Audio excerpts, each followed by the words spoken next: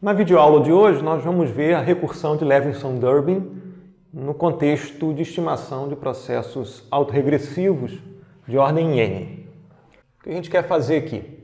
A gente quer gerar um processo autorregressivo de ordem N a partir de um processo estocástico estacionário em sentido amplo, gaussiano branco. Então, suponha que E de N seja um processo estocástico WSS, estacionário em sentido amplo, branco gaussiano. Tá?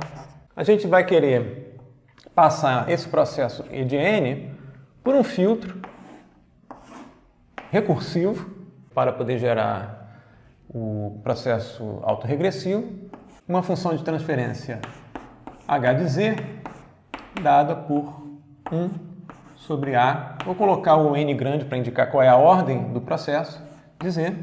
Tá? A N grande de Z.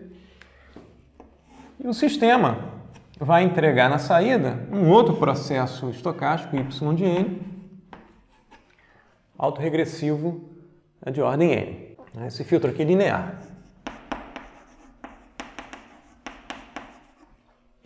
Então a gente pode escrever o Y de N da seguinte forma. Seguindo o processo autorregressivo, um modelo só polos, vai ser igual a menos somatório de K de 1 até N grande, de A, K, complexo conjugado. Vamos considerar que os coeficientes AK do filtro são complexos, para ficar mais geral, Y de N menos K, mais a entrada do sistema, que é o processo estocástico E de N. Tá? Esse processo estocástico E de N tem densidade espectral de potência, PE de elevado a J ômega, igual à variância da distribuição gaussiana. Vamos supor que seja um sigma quadrado aqui, de E. Isso para qualquer ômega pertencente aos reais. Tá? Então tem uma densidade espectral de potência constante e que vai ser modificada pelo filtro para produzir a densidade espectral de potência associada ao processo Y. Tá? Como a gente quer fazer estimação de processos AR, nós vamos supor que a gente conhece uma realização do processo Y. Vamos supor também que a ordem do processo gerador é N, tá? A gente conhece de antemão a ordem necessária para gerar o processo. E vamos fazer um esquema de filtragem inversa, de modo a estimar os coeficientes do filtro de interesse. Então a gente conhece o Y de N, vai passar uma realização de Y de N pelo filtro inverso, a subíndice N grande de Z,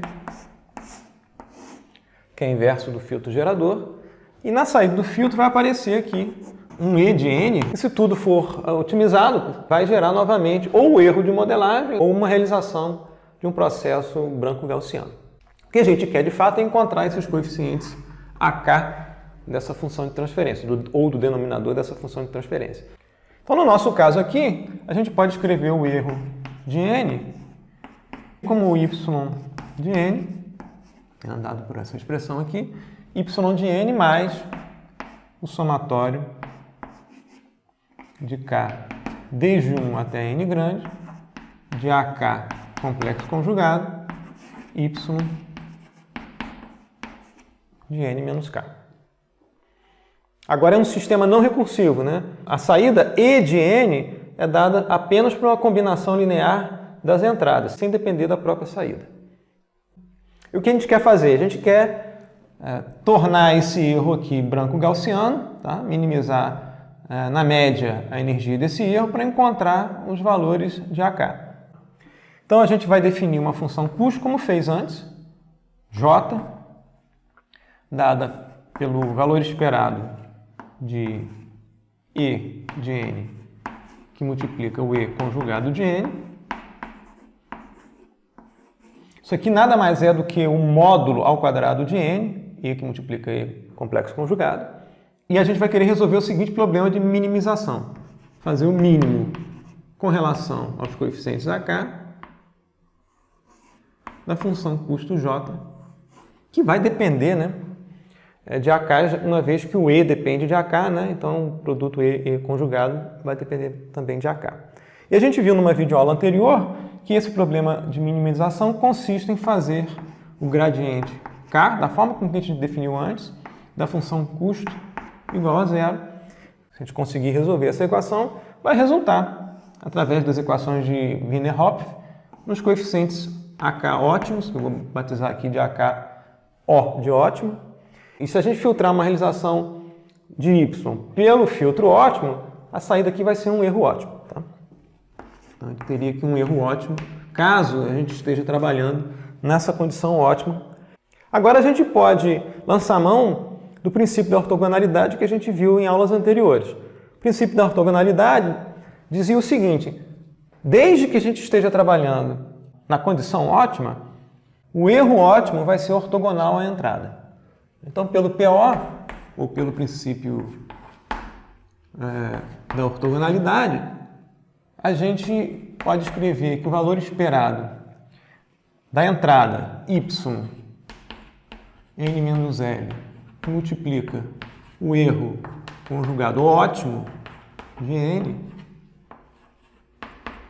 é igual a zero. Note aqui que a gente está considerando o y como entrada e o e como saída. Tá? Cuidado com essa notação aqui.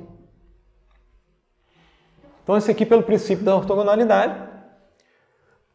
E resolvendo essa equação, a gente vai encontrar o quê? Que o valor esperado de y de n menos L, que multiplica o erro conjugado ótimo. Quem é o erro conjugado ótimo? Esse aqui é o erro. O erro conjugado ótimo é a conjugação dessa expressão, que vai ser y conjugado de n, mais o somatório, vou ter que conjugar esse cara e conjugar esse cara, mais o somatório de k desde 1 até n, de AK. Agora tem que ser ótimo, que a gente está em condição ótima. Né? Conjuguei esse cara, y conjugado de n menos k.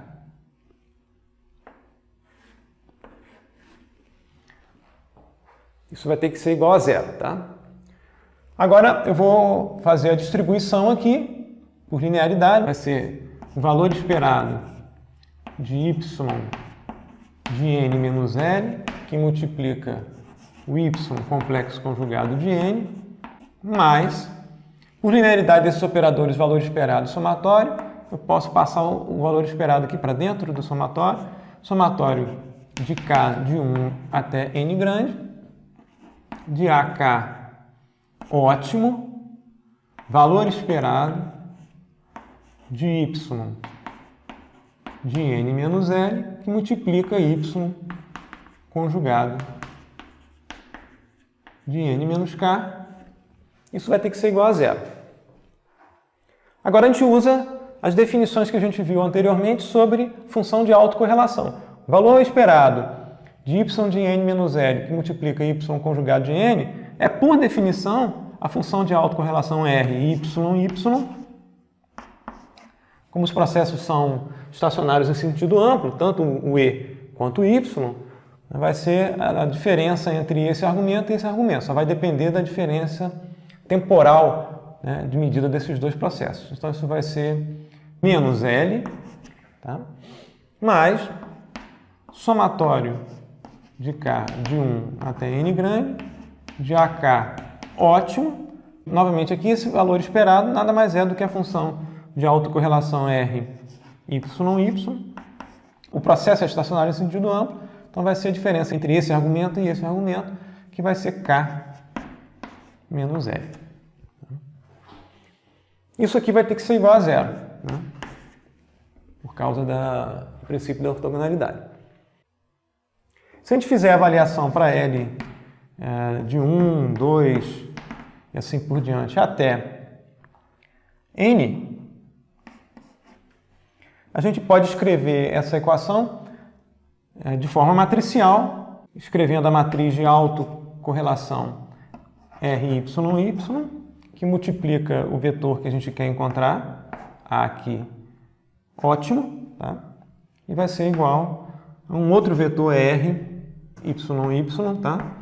Avaliado aqui nesses L pontos, tá? Aqui a gente pode lembrar, né, que o R, YY de tal é igual ao R conjugado YY de menos tal. Tá? Então a gente pode remover esse valor negativo de L aqui fazendo a conjugação da função de autocorrelação. E se a matriz de autocorrelação for invertível, a gente pode encontrar os valores A ótimos fazendo R YY inversa, que multiplica o vetor R YY, que contém valores da função de autocorrelação. Uma vez resolvida essa equação e encontrados os valores ótimos, a gente pode se perguntar, ok, estando em condição ótima, qual é o valor da função custo nessa condição? Quem é o J mínimo para a ordem N? Pela definição, vai ser o valor esperado de E ótimo que multiplica E ótimo conjugado.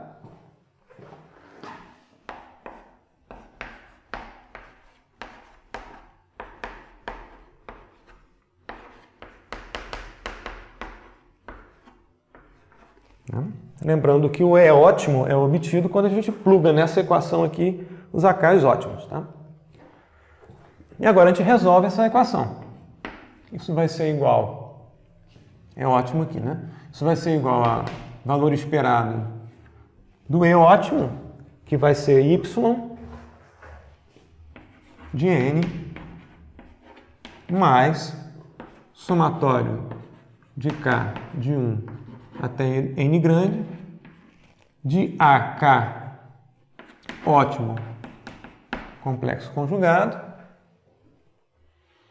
que multiplica Y de N menos K, esse aqui é o E ótimo, tá? Vezes o E ótimo complexo conjugado de N. Ok?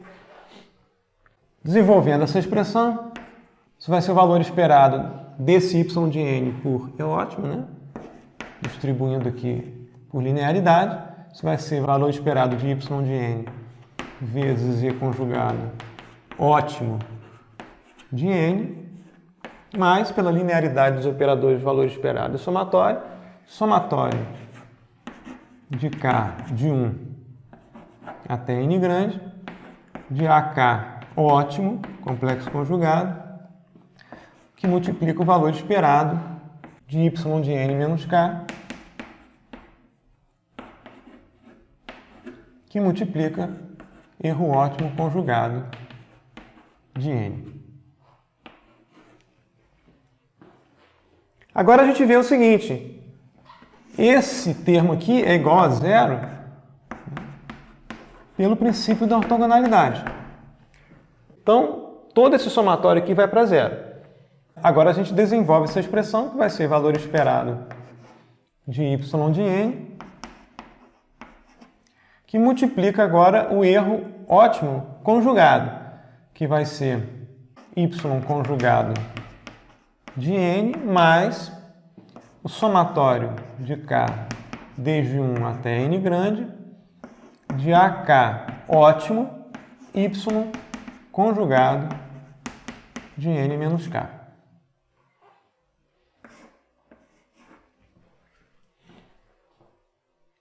Agora a gente distribui o valor esperado entre essas duas parcelas.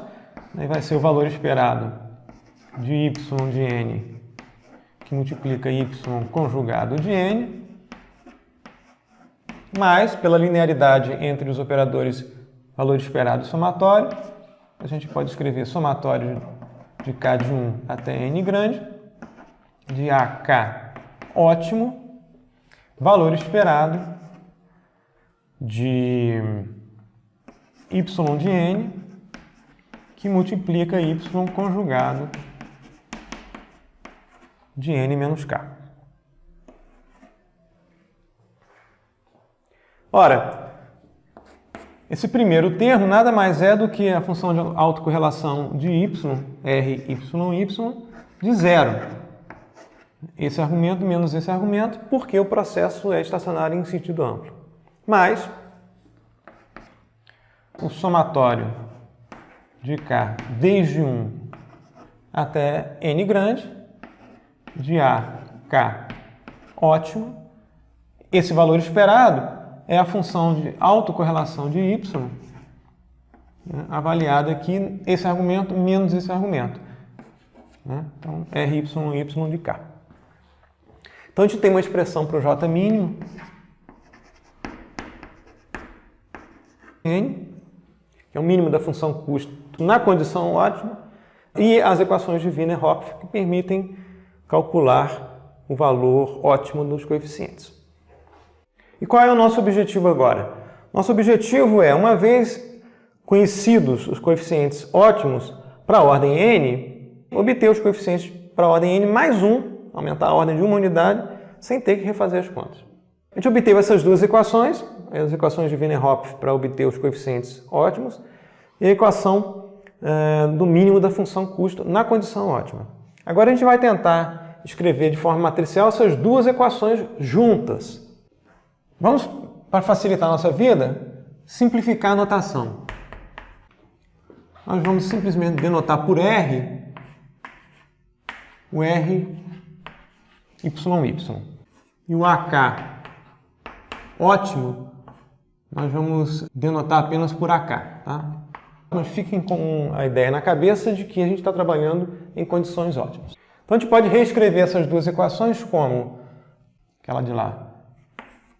Uma vez R de 0 mais somatório de K de 1 até N de AK R de K vai ser igual a J mínimo para a ordem N. E a outra equação vai ser R de menos L mais somatório de K de 1 até N grande de AK R de K menos L é igual a 0. A gente vai trabalhar com essas duas equações com notação simplificada agora. Agora vamos tentar escrever essas duas equações num único produto matriz vetor igual a vetor. Tá? Então a gente pode tentar fazer o seguinte. Começar com essa equação, montar aqui uma matriz em um vetor. O primeiro elemento vai ser 1. Os outros elementos, né, para variação de K aqui, 1 até N, né, A1, A2, A3, e vão ser multiplicados por R1, R2, R3. Tá? Então os coeficientes aqui são A1, A2 e assim por diante, até o AN. Tá? E eu posso escrever como R0, primeiro elemento da primeira linha, aqui vai ser o R1, R2, e assim por diante, até o Rn. O produto dessa linha por esse vetor coluna, né, vai ser igual ao primeiro elemento do vetor resultante aqui, que é o J mínimo para a ordem N. Concorda? Uma vez R0, ou seja, R0 vezes 1, R1 vezes A1, R2 vezes A2, até Rn vezes AN. Vai ser igual ao J mínimo de N. Agora eu vou montar a matriz para a segunda equação. Lembrando aqui que o R de menos L, né, por propriedade, é igual ao R complexo conjugado de L, uma vez que os processos são estacionários em sentido amplo, uma vez que o processo Y é estacionário em sentido amplo. Então, se a gente fizer a avaliação, eu apaguei aqui, mas a L era avaliado para 1, 2, 3, até N. Então, para L igual a 1, a gente teria R de menos 1, né, mais somatório de K de 1 até N grande, de AK, que multiplica R de K menos 1. L é igual a 1. Então, isso aqui é R1 conjugado de 1, por essa propriedade, mais A1, que multiplica R, 1 menos 1, 0, né? Mais A2, que multiplica R K igual a 2 e L igual a 1. Isso aqui vai ser 1 e assim por diante. Né? Mais até o AN, né? R, quando o K for igual a N, vai ser N menos 1. Né? Então a gente pode escrever a segunda linha da matriz aqui, que vai ser o R complexo conjugado de 1, tá? R0, e continua dessa forma até o R de N menos 1. Se a gente continuar resolvendo da mesma forma que a gente fez antes, a gente vai encontrar que os elementos da diagonal serão todos R de 0. Continuando esse processo aqui, a gente vai ter R de N menos 2, e assim por diante. Aqui vai ser o R de 1. Mesma coisa, continuando o padrão aqui, vai ser o R complexo conjugado de 2, assim por diante, até o R complexo conjugado de N. E, né, da segunda linha para baixo, né, produto de segunda linha por essa coluna, terceira linha por essa coluna, vão ser iguais a 0. Tá? Então, o vetor aqui resultante é 0, 0 e assim por diante até 0. Então, a gente conseguiu escrever essas duas equações de uma forma matricial. Matriz que multiplica vetor igual a vetor. Vamos adotar notações para esses vetores para facilitar a nossa vida.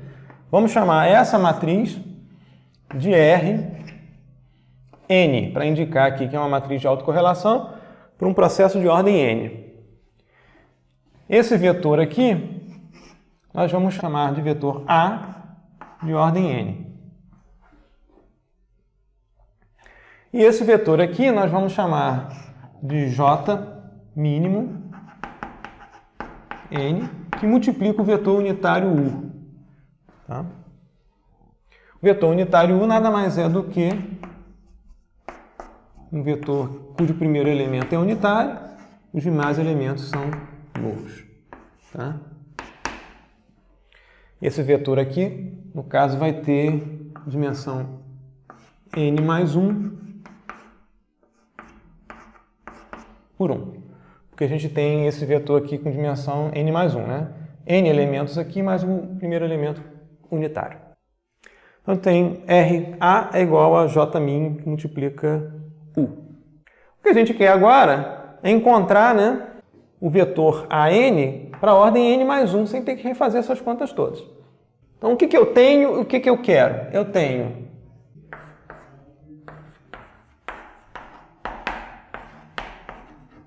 o AN, o vetor com os coeficientes ótimos de A até a ordem N. Tá? Conheço o J mínimo para a ordem N. Note que uma vez conhecido o vetor de coeficientes ótimos, obter o J mínimo nada mais é do que fazer o produto dessa linha por essa coluna, que vai dar o J mínimo. Tá? E os elementos dessa matriz nada mais são do que elementos da função de autocorrelação de Y, aproximados de alguma forma. O que eu quero? Eu quero obter o AN mais 1, né, e o J mínimo em N mais 1, sem ter que refazer as contas. Eu quero obter o AN N mais 1 de uma forma recursiva, daí o nome recursão de Leveson-Dubin. Como é que a gente vai proceder? Em princípio, eu gostaria de fazer o Rn mais 1 multiplicado pelo A ótimo aqui, N mais 1, vai ser igual ao J mínimo N mais 1, U de dimensão apropriada. Isso aqui eu conseguiria fazer, né, sem problema se recomputasse todos os valores aqui e fizesse as contas novamente. Mas o que eu vou fazer? Eu vou construir essa matriz como sendo a matriz anterior, o R de N, né, por blocos aqui. Né.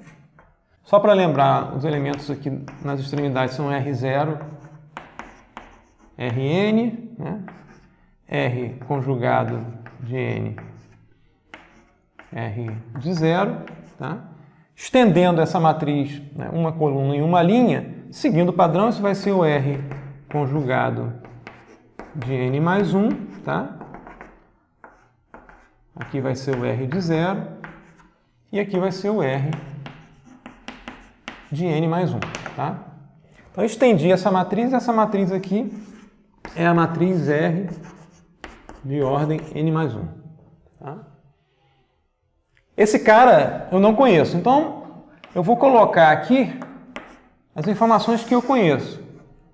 Vou criar um vetor estendido, que vai ser o vetor AN, tal qual ele foi definido aqui, tá? E o último elemento aqui eu vou colocar como 0. Tá? Então, eu estou estendendo artificialmente esse vetor, né, mas sem saber qual é o último elemento aqui.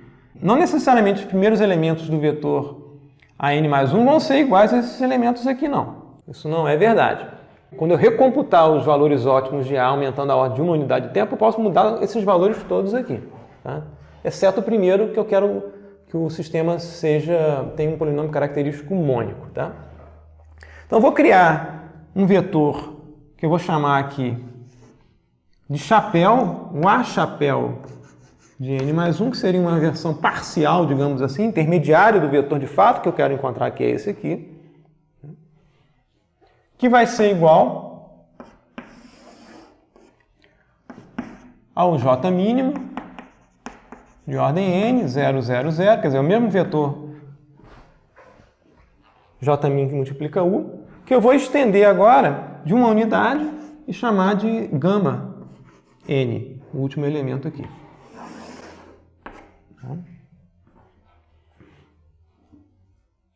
E a ideia agora é tentar um processo recursivo em que eu zere esse elemento aqui e obtenha um novo vetor A atualizado. De forma que a gente tenha, no final das contas, ao forçar esse cara igual a 0, né, eu atualize o vetor e atualize também o J mínimo para n mais 1. E eu vou chamar esse vetor aqui de V, que é um vetor com um elemento extra aqui não nulo que a gente vai querer zerar para poder encontrar os novos coeficientes em ordem n mais 1. Agora, o objetivo é encontrar esses valores sem ter que refazer as contas todas. A ideia é tentar encontrar um método em que eu tente zerar o gama n, né, de forma a recomputar de forma recursiva os coeficientes ótimos a n mais 1, né, e atualizar o j mínimo para a ordem n mais 1. Né. Agora a gente vai lançar a mão de propriedades que a gente viu antes da matriz R. Para qualquer ordem, a matriz R, vamos supor que a ordem n mais 1, é hermitiana Toeplitz. O que isso significa? Significa que o R de n mais 1 pode ser escrito como matriz de comutação C, que multiplica matriz Rn mais 1 complexo conjugado, que multiplica a matriz de comutação C transposta. Lembrar que a matriz C de comutação nada mais é do que uma matriz cujos elementos da contradiagonal são unitários e os demais elementos são nulos. Aqui a ordem da matriz C vai ter que ser compatível com a ordem da matriz Rn mais 1. No caso da aplicação da matriz C a um determinado vetor, o efeito é você reverter a ordem dos elementos do vetor. E outra propriedade que a gente vai utilizar da matriz R é que R de n mais 1 é igual a R conjugado de n mais 1. Agora a gente pode escrever essa equação substituindo R de n mais 1 por essa expressão aqui. Então a gente vai ter que C, que multiplica R de n mais 1, complexo conjugado, C transposto, que multiplica o A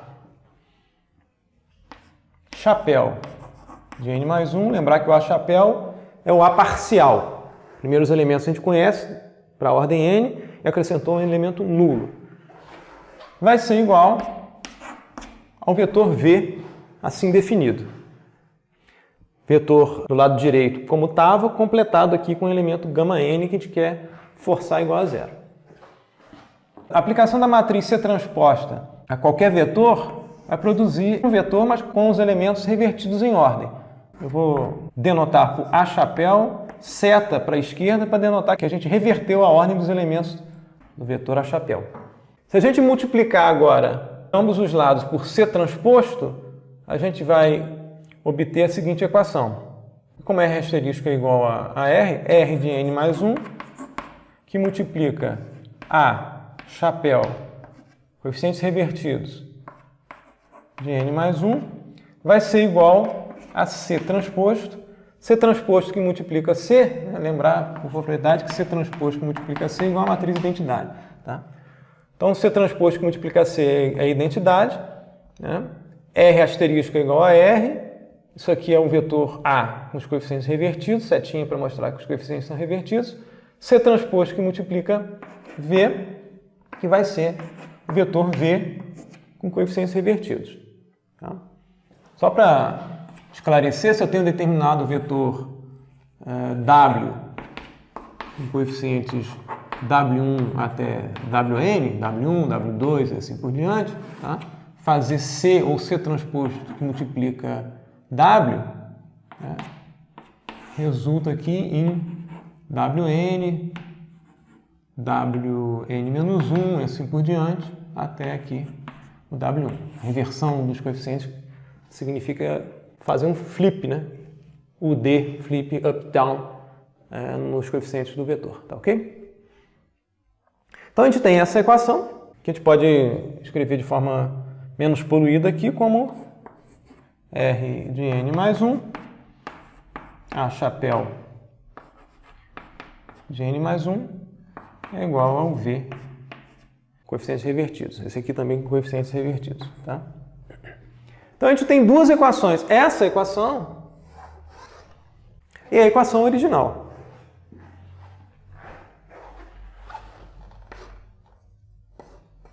R de n mais 1 que multiplica A vetor n mais 1 somente chapéu, sem qualquer reversão dos coeficientes, é igual ao vetor V sem qualquer reversão dos coeficientes.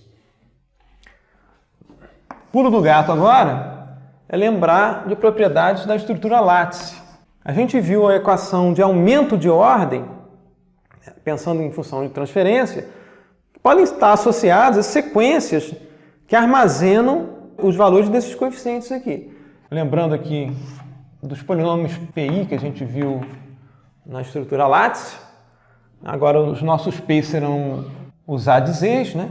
A gente viu que a fórmula para aumento de ordem, se a gente tiver em ordem n e quiser para a ordem n mais 1, o AN mais 1 de Z pode ser escrito como AN de Z mais um coeficiente K, n mais 1, Z elevado a menos n mais 1, que multiplica a n avaliada em Z inverso.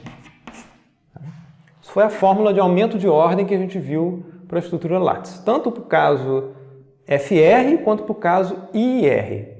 O que a gente vai fazer agora é associar sequências que contêm esses coeficientes a essas transformadas Z's. Nosso caso aqui, a gente vai tentar associar esse A de n mais 1 aos coeficientes que a gente quer encontrar, que é o A de n mais 1 sem o chapéu, né? Associado à equação que eu gostaria, de fato, de resolver. Encontrar esses caras aqui ótimos. Esse A de n, né, eu vou associar aqui a versão de A de n estendida com zero. Então, esse cara aqui eu vou associar ao A chapéu de n mais 1. E esse cara aqui, se esse cara aqui é o A chapéu de n mais 1, esse cara aqui nada mais é do que o A chapéu de n mais 1 revertido no tempo. Pensem em termos de sequência, né? Vamos fazer de forma gráfica para ficar claro. Uma sequência temporal, n igual a 0. Né? Esses coeficientes serão 1. Né? O primeiro coeficiente aqui eu apaguei, mas é 1. Depois vem a 1 até a n. Né? Em n aqui eu vou ter o AN. Estou acrescentando um 0 no elemento n mais 1. Em n mais 1, o elemento aqui é nulo. Para n igual a 1, o elemento aqui é a 1. Isso vai crescendo de A1 até a n. Tá? E o último elemento aqui é 0. A n avaliado em z menos 1 nada mais é do que fazer a reversão temporal dessa sequência em relação a n igual a 0. Então eu teria aqui, só para esse termo ali, eu teria aqui 0, aqui seria o valor 1, aqui seria A1, para n igual a menos 1, para n igual a menos 2 seria o A2 e assim por diante, né? Até aqui, menos n, eu teria o valor a n, e depois teria um zero aqui, ficou fora de escala, para menos n mais 1. Só avaliar a n em z elevado a menos 1, z inverso, é a reversão temporal. Eu estou fazendo agora um deslocamento de n mais 1. Então, esse cara é igual a esse cara aqui em termos de sequência. Agora, com deslocamento, né, eu obtenho, de fato, o termo todo aqui, sem a multiplicação por k de n mais 1. Vou deslocar todo mundo, né, de n mais 1 unidades. Então, esse cara vem parar aqui, né, em n mais 1, vai ser igual a 1, em n, esse cara vai valer A1 e assim por diante, né? Esse ponto aqui é A2, tá? E o ponto em n igual a 0 vai valer 0, né? E esse cara aqui em 1 vai valer AN, tá? Então essa sequência aqui vai estar associada a esse termo todo aqui, que é o AN avaliado em Z inverso, deslocado de n mais 1 unidade para a direita, tá? Atrasado de n mais 1 unidade. E eu vou multiplicar depois todo mundo aqui, né? Todas essas amostras aqui serão multiplicadas por k n mais 1.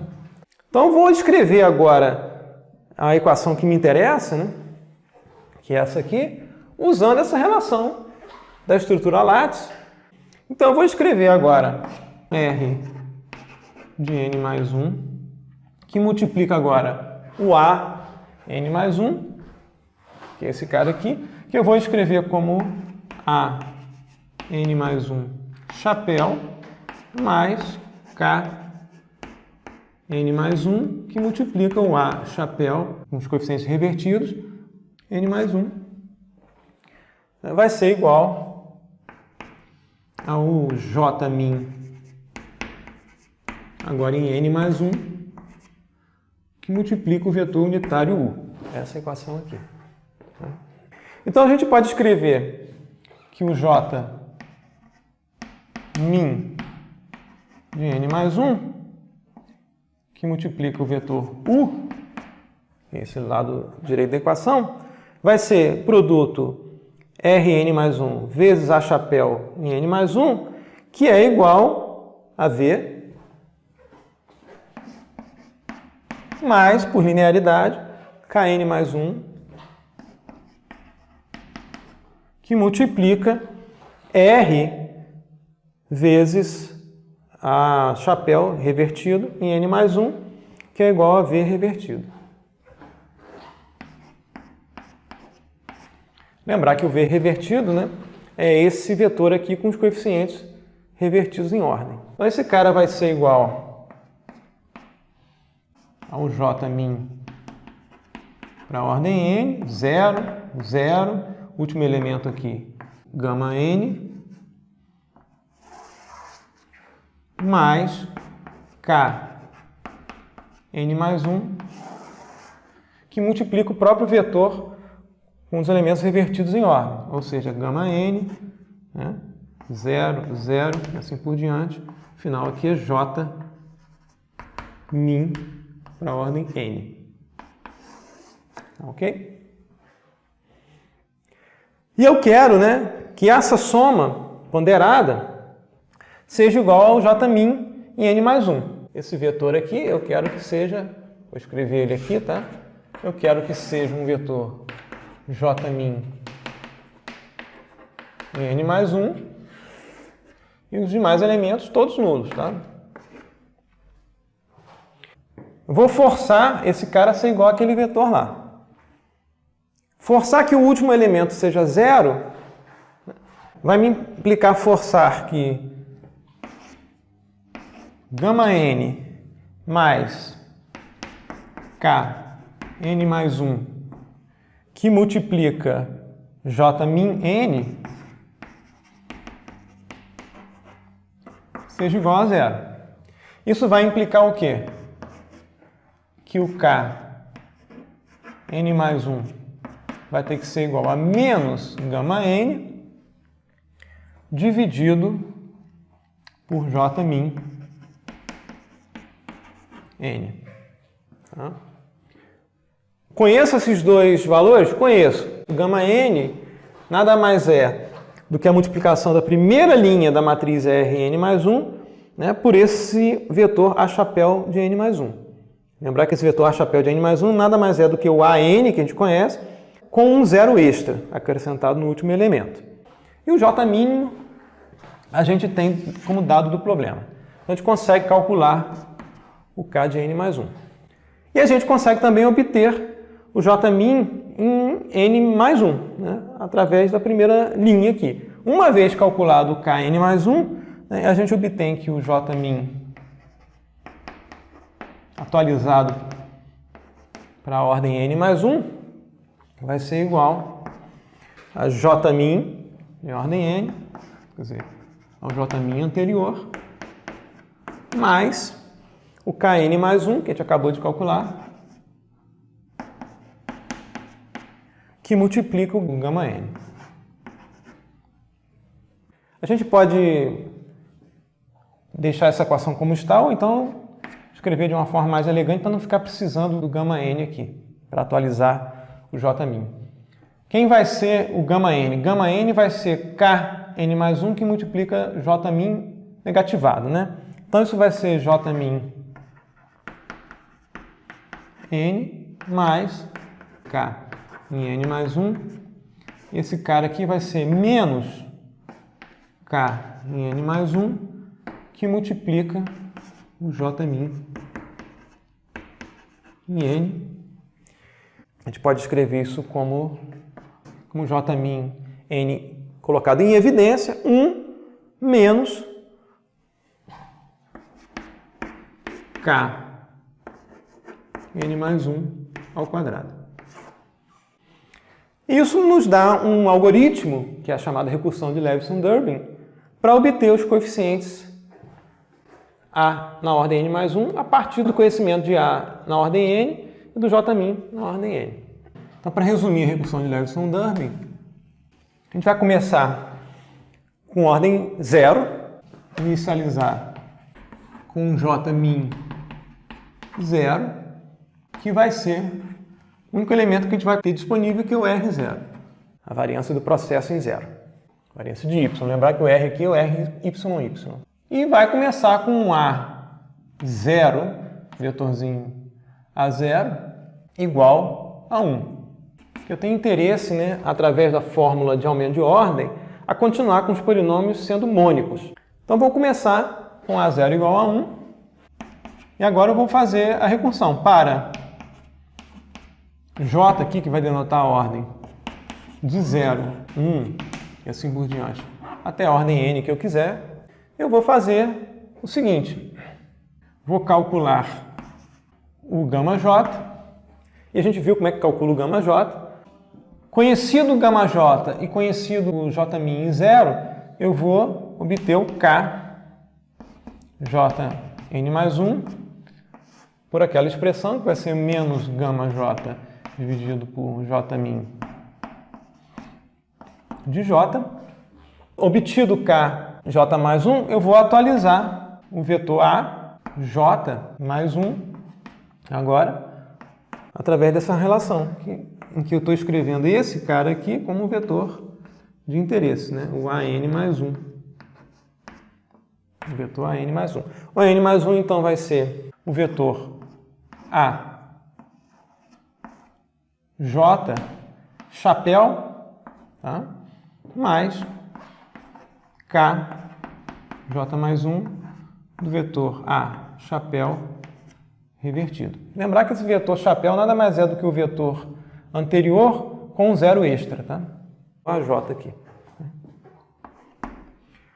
Atualizado o vetor de parâmetros, né, eu finalmente atualizo aqui o erro mínimo, né, e o J mínimo. Agora, em J mais 1, vai ser igual ao J mínimo anterior, que multiplica 1 menos o K J mais 1 quadrado. Ou posso usar também essa expressão aqui. Tá?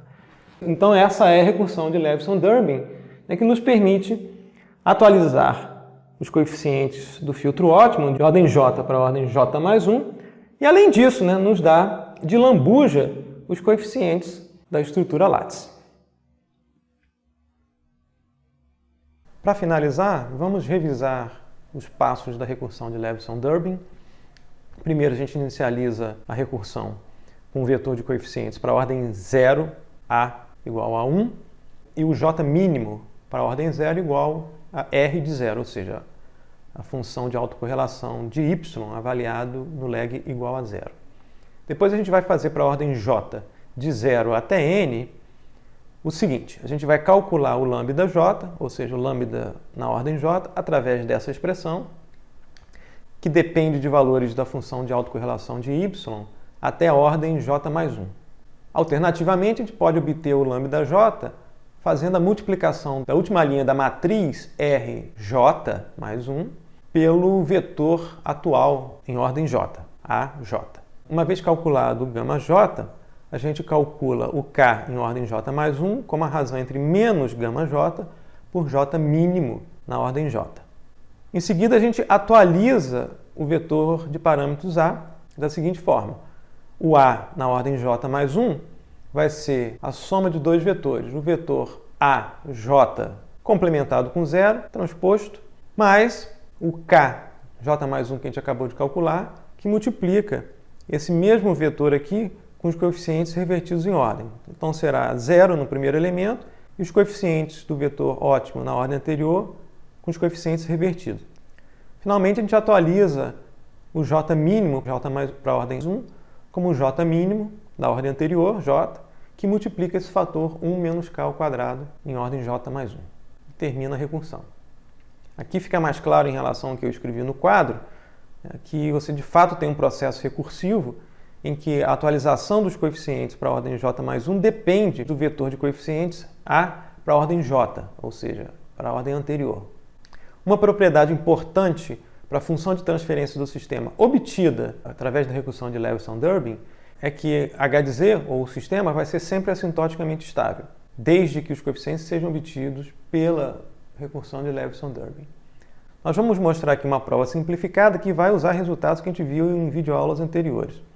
Como o J mínimo para a ordem J é definido pelo valor esperado de E ótimo por E ótimo complexo conjugado, necessariamente J mínimo para qualquer ordem vai ser maior ou igual a 0, por definição. Além disso, o J mínimo para a ordem J mais 1 é dado por J mínimo para a ordem anterior, J, que multiplica esse fator 1 menos K J mais 1 ao quadrado. Como esse J mínimo para a ordem J mais 1 tem que ser maior ou igual a 0, e esse termo aqui é maior ou igual a 0, esse termo aqui também tem que ser maior ou igual a 0. Então, 1 menos K ao quadrado tem que ser maior ou igual a 0, o que implica que K ao quadrado tem que ser menor ou igual a 1, e que implica que o módulo de K para a ordem J mais 1 tem que ser menor ou igual a 1. Entretanto, a gente viu em aulas anteriores que se a recursão passar em algum momento por K igual a 1, vai haver uma divisão por 0, que inviabiliza rodar a recursão. Entretanto, como a gente obteve o H de Z via recursão, ou seja, a recursão foi bem sucedida, a recursão nunca passou por K igual a 1. Então, o módulo de K vai ser necessariamente estritamente menor do que 1, o que implica, como a gente viu em aulas anteriores, que o sistema H de Z é assintoticamente estável. Também vai ser um sistema de fase mínima. Em outras palavras, todos os polos do sistema causal estarão no interior do círculo unitário. Em relação ao custo computacional, a literatura reporta que a ordem do número de multiplicações é n ao quadrado, onde n é a ordem do polinômio do denominador da função de transferência, ou a ordem do sistema que a gente quer estimar. Idem para o número de adições. O número de adições é da ordem de n ao quadrado. Essa ordem n ao quadrado é menor do que a ordem n ao cubo necessária para inverter a matriz de autocorrelação R para a ordem N usando eliminação de Gauss. Caso a gente queira calcular o A ótimo como R inverso que multiplica o vetor R, Y, Y. Então, fazer a estimação usando Leveson-Dubé é mais econômico do que fazer a estimação resolvendo as equações de Wiener-Hopf e invertendo a matriz R através de eliminação de Gauss. Entretanto, é importante lembrar que existe um custo para calcular os valores da função de autocorrelação de Y. Se a gente tiver a sequência Y de uma realização do processo com L amostras, o custo para calcular n mais 1 valores da função de autocorrelação necessários para fazer a recursão ou para montar a matriz R é de L que multiplica n mais 1, onde n é a ordem no sistema. Então, no caso de L ser muito maior do que a ordem n, o custo computacional para calcular os valores da autocorrelação vai dominar sobre o custo para calcular o vetor ótimo para a ordem n, tanto resolvendo as equações de Wiener-Hopf invertendo a matriz R, quanto via a recursão de Leveson-Dubé.